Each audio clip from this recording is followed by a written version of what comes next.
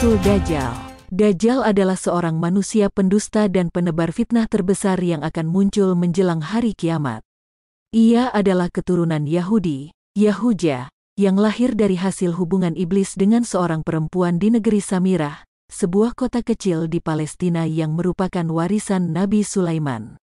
Dajjal memiliki mata yang buta sebelah dan hati yang selalu terjaga meskipun matanya tertidur. Ia akan mengaku sebagai Tuhan dan menyesatkan banyak orang dengan berbagai mukjizat palsu. Dajjal berasal dari kata dajjala, yang berarti menutupi, menipu, atau mengelabui. Dajjal juga disebut Al-Masih Al-Dajjal, yang berarti Mesias palsu atau pengikut palsu.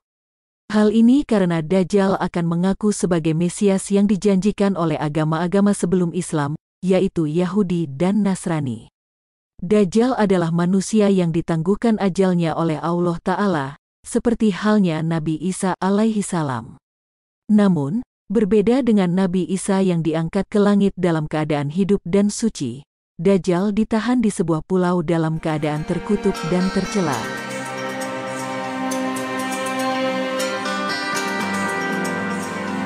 Kelahiran Dajjal. Ada beberapa pendapat yang berbeda. Beberapa sumber mengatakan bahwa Dajjal lahir 100 tahun sebelum kelahiran Nabi Musa alaihi salam, sedangkan sumber lain mengatakan bahwa Dajjal lahir di zaman Nabi Lut alaihi salam. Kisah kelahiran Dajjal bermula dari sepasang suami istri yang sangat mendambakan seorang anak. Mereka adalah penyembah berhala berbentuk sapi betina yang disebut Ijelu, yang merupakan hasil karya Musa Samiri, seorang pengikut Nabi Musa alaihi salam yang kemudian sesat dan menjadi tokoh kafir yang disebut dalam Al-Quran. Suami istri itu telah menikah selama 30 tahun tanpa dikaruniai anak. Mereka telah mencoba berbagai cara, tetapi tetap tidak berhasil.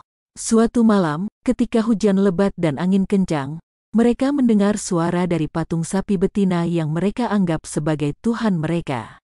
Suara itu mengatakan bahwa mereka akan mendapatkan seorang anak laki-laki jika mereka melakukan ritual tertentu. Suara itu sebenarnya adalah suara iblis yang mengetahui keinginan mereka dan ingin menipu mereka.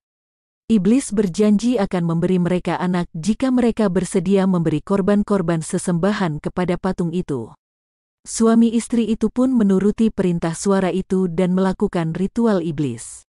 Mereka berhubungan badan ketika sang istri sedang menstruasi, yang merupakan perbuatan haram dan najis. Akibatnya, sang istri hamil dan melahirkan seorang anak laki-laki yang cacat. Anak itu memiliki mata yang buta sebelah, yang merupakan tanda bahwa ia adalah ajal-ajal. Anak itu juga tidak mau menyusui dan selalu tertidur, tetapi hatinya tetap terjaga. Ia menjadi anak yang paling menyengsarakan kedua orang tuanya dan paling sedikit manfaatnya bagi umat manusia.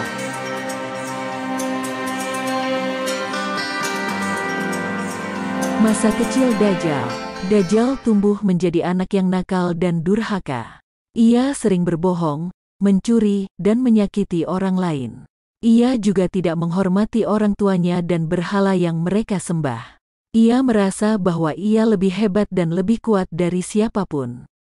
Ia juga memiliki kekuatan gaib yang diberikan oleh iblis, seperti bisa berbicara dengan binatang dan tumbuhan, bisa menghilang dan muncul, dan bisa mengubah bentuk. Dajjal sering membuat onar di kampungnya. Ia suka mengganggu orang yang sedang beribadah, merusak tanaman dan hewan, dan menakut-nakuti anak-anak. Ia juga suka menantang orang untuk beradu ilmu dengan dirinya. Ia selalu menang karena menggunakan kekuatan iblis. Ia bahkan pernah membunuh seorang nabi yang bernama Ilyas alaihi salam, yang datang untuk menasihati dan menegurnya. Orang-orang di kampungnya sangat membenci dan takut padanya. Mereka mencoba untuk mengusir dan membunuhnya, tetapi tidak berhasil. Dajjal selalu lolos dari segala macam jerat dan tipu daya. Ia juga memiliki pengikut-pengikut setia yang dibeli dengan harta dan janji-janji palsu. Dajjal merasa bahwa ia tidak ada lawannya di dunia ini. Ia mulai berani mengaku sebagai Tuhan dan menuntut orang-orang untuk menyembahnya.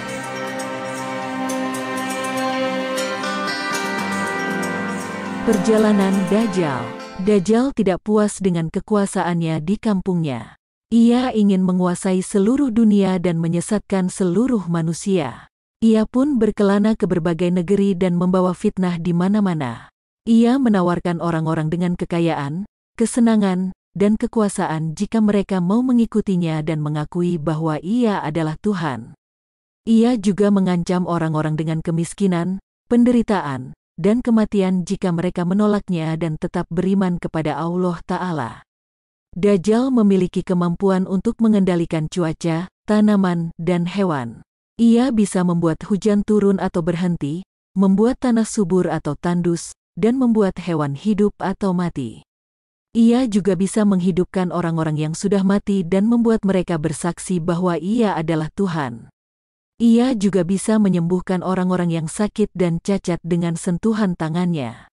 Ia juga bisa membawa surga dan neraka palsu yang sebenarnya adalah tipuan belaka. Banyak orang yang tertipu dan tergoda oleh Dajjal. Mereka meninggalkan agama dan akal sehat mereka dan mengikuti Dajjal dengan buta. Mereka menjadi hamba-hamba Dajjal yang taat dan fanatik.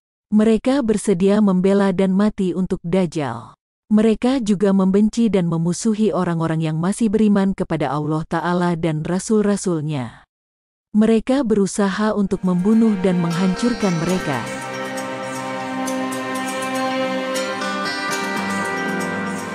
Kematian Dajjal. Dajjal akan terus memerintah dan membuat kekacauan di muka bumi selama 40 hari. Hari-hari tersebut tidak seperti hari-hari biasa, namun memiliki durasi yang berbeda-beda.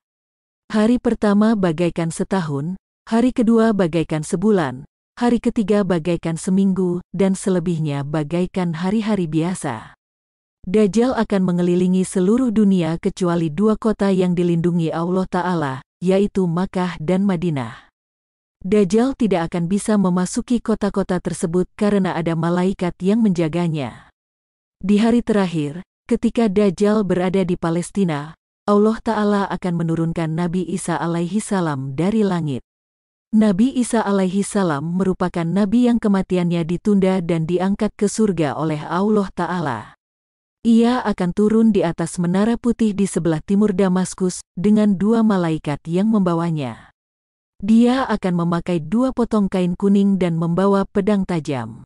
Nabi Isa alaihi salam akan bergabung dengan umat Islam yang dipimpin oleh Imam Mahdi, keturunan Nabi Muhammad SAW yang akan memimpin perjuangan Islam di akhir zaman. Mereka akan menghadapi Dajjal dan pengikutnya di suatu tempat bernama Lud, dekat Baitul Maqdis. Akan terjadi perang besar antara kebenaran dan kepalsuan.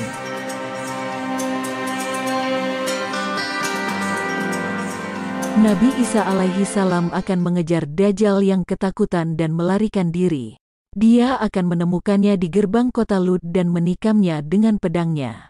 Darah Dajjal akan mengalir dan dia akan mati seketika. Nabi Isa alaihi salam akan mengangkat pedangnya yang berlumuran darah dan menunjukkannya kepada kaum muslimin. Dia akan berkata, "Sesungguhnya aku telah membunuh Dajjal, dan dia tidak akan bangkit kembali." Dengan matinya Dajjal, maka berakhirlah fitnah terbesar di dunia. Umat Islam bersyukur dan berbahagia. Mereka memuji dan bersyukur kepada Allah Ta'ala. Mereka juga menghormati dan mencintai Nabi Isa alaihi salam yang merupakan nabi terakhir dan penutup para rasul. Mereka akan hidup damai dan adil di bawah kepemimpinan Nabi Isa alaihi salam dan Imam Mahdi. Begitulah kisah asal-usulnya. Dajjal yang merupakan salah satu tanda-tanda besar hari kiamat. Cerita ini diambil dari berbagai sumber Islam, seperti Al-Quran, hadits, dan kitab sejarah. Cerita ini bertujuan untuk memberikan hikmah dan peringatan bagi kita agar tidak terjerumus ke dalam fitnah Dajjal dan tetap teguh pada ajaran Allah Ta'ala dan Rasul-Nya. Semoga Allah Ta'ala melindungi kita dari segala keburukan dan kesesatan. Amin.